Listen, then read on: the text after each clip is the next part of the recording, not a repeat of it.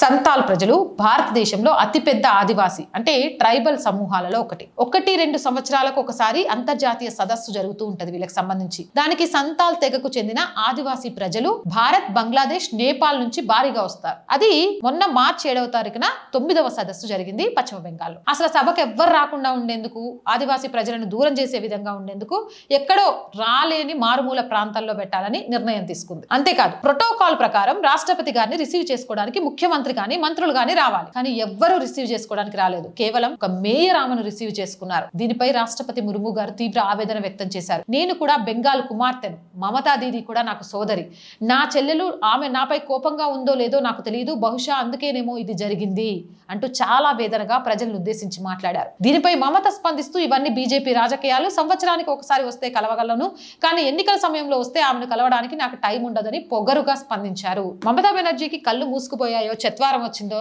లేకపోతే కనిపించట్లేదో నాకు తెలియదు, కానీ ఆమె వచ్చింది ఒక ట్రైబల్ సమావేశాలకు సంబంధించి 9వ సదస్సుకి. దానికి ఎన్నికల ప్రచారానికి ఏముంది సంబంధం?